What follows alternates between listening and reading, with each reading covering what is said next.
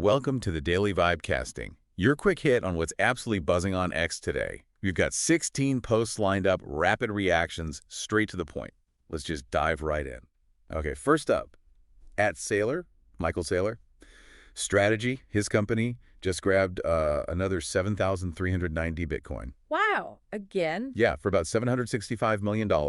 They're now holding over 500,000 BTC. That's worth around, get this, $40 billion. $40 billion. That's serious conviction. Totally. And they're reporting a 16.3% yield year to date. Average buy price is around $70K. So they bought this latest batch near the all-time high, basically. Exactly. Follows another big buy last week. They are clearly doubling down, maybe even tripling down.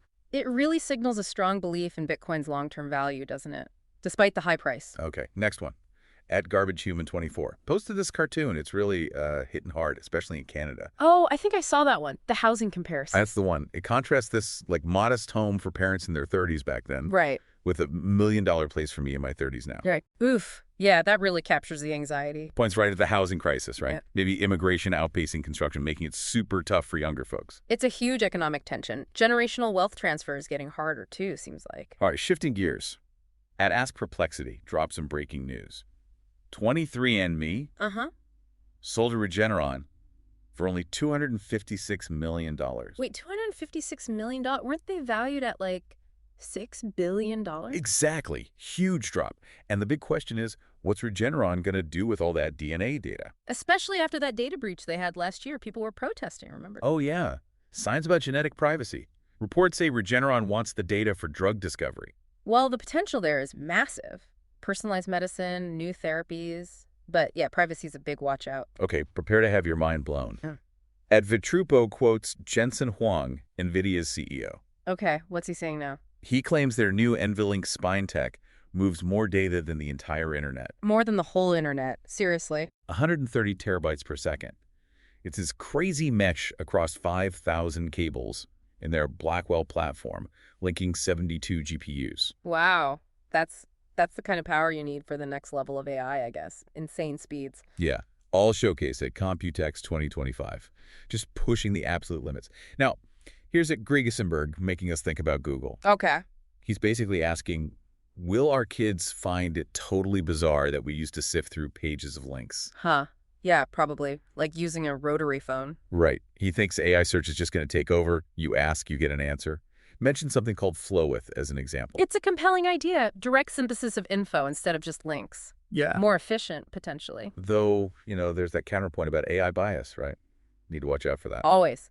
Accuracy and bias are key challenges for AI search. And speaking of AI's impact, at Levie, Aaron Levie from Box. Right, I saw his post. He predicts we'll look back and be shocked, just shocked, at how long basic business tasks used to take before AI. Yeah, he says the next generation just won't get why things were so slow. They'll just expect AI assistance. It lines up with all the talk at SaaStr Annual and the AI Summit, right?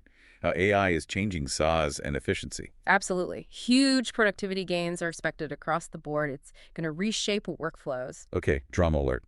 Epic Games versus Apple is back on. Oh boy, what now? At Tim Sweeney, Epic shared a court document. It says Apple is still blocking Fortnite from returning to the App Store in the US and EU. Even after that court ruling. Apparently.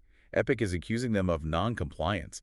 This whole antitrust fight over App Store rules have been dragging on since 2020. And with the EU's Digital Markets Act in play now, too. Exactly. Epic's leaning on that, saying Apple's ignoring the rules. Yeah, this just highlights the ongoing struggle to regulate these massive tech platforms. It's complex. More AI news, this is big, via @VeggieEric and retweeted by Elon Musk. Okay. xAI's Grok 3 models, they're live on Microsoft Azure. And free for 2 weeks. Whoa, Grok on Azure, that's a major integration.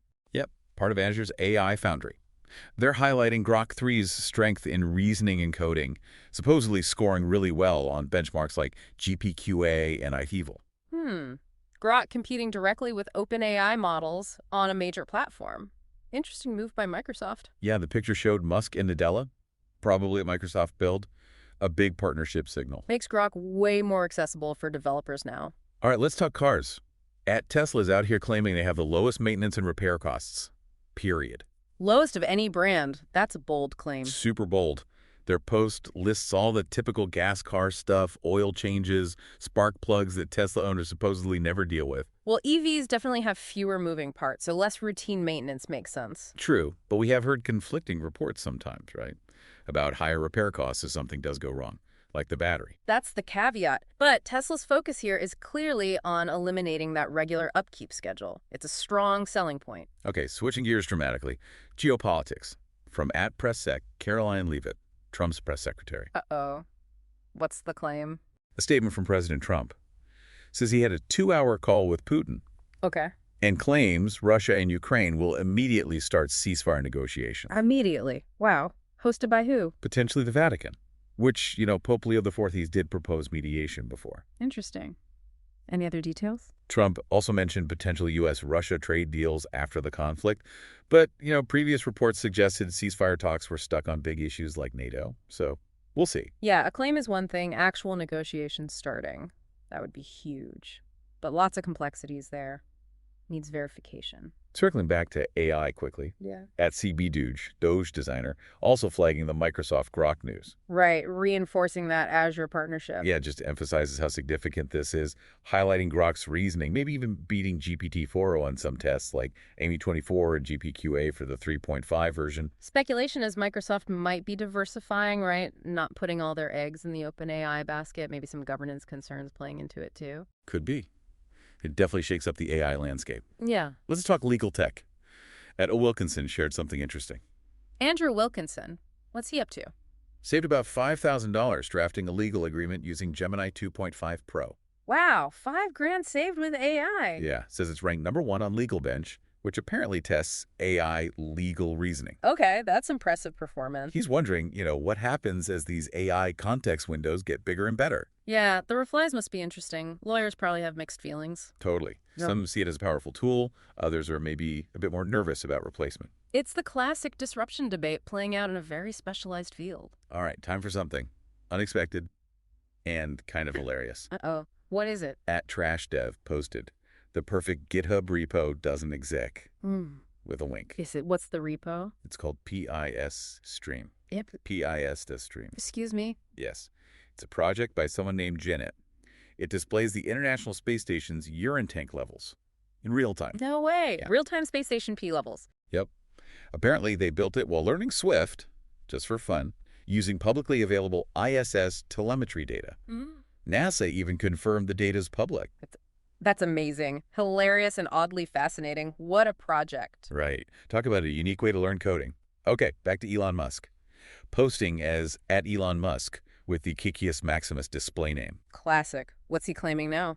Tesla has the best real-world AI by far. Links to a post about first impressions of FSD version 13.2.1. Ah, full self-driving. Still pushing that narrative hard. Constantly. It's all part of their ongoing public testing and development. They keep rolling out new versions. And their whole strategy relies on that massive amount of real-world driving data they collect, right? Exactly. They believe that data gives them the edge in training their AI for autonomous driving. Here's one from @Chamath Pelihapitia, sharing some prostate cancer stats. Okay. Says the odds of it spreading quickly are actually really low, like 0.000002 to 2.0003%. Very low odds then. But then he contrasts that with cases like Joe Biden and Scott Adams, where there's apparently been surprisingly rapid progression. That is a stark contrast. Highlights the variability, I suppose. Yeah. And the post also brings up Scott Adams having an aggressive form. Yeah. And his past comments about alternative treatments like ivermectin. Right. It's important to stick to the evidence-based science on treatments, of course. Oh, definitely. Just highlighting the surprising nature of those specific cases against the general statistics. And finally, want to wrap us up. @TheKitsies shared a meme. A meme. Let's hear it. It's about AI coding tools, like Claude 3.7 Sonnet. It shows someone asking the AI to fix a component on a Lego Millennium Falcon. Okay. And the AI brings back a Lego Lion King set instead. Okay, I get it. The AI completely misunderstood or overstepped. Exactly. Just perfectly nails that frustration when an AI tool tries to be helpful, but just gets it totally wrong. Maybe even messes up existing code by trying to fix the wrong thing. Yeah, that's a real issue sometimes. Even with advanced AI, understanding nuance and specific context is still tricky. Requires careful prompting and oversight. Wow. Okay, that was 16 posts. Bitcoin, Canadian housing, AI everywhere from NVIDIA speeds and search to Grok on Azure and legal docs, plus Epic versus Apple, Tesla claims, potential ceasefire talks, and even ISS plumbing. Quite the whirlwind. It really shows the sheer speed and variety of what flies around on X daily. It absolutely does. So as we wrap up, here's something for you to chew on. Out of everything buzzing today, all these different developments, what single thing do you think will actually have the biggest long-term impact? Tough question. Lots of contenders there. Definitely something to think about. Keep the vibes casting and let that question simmer.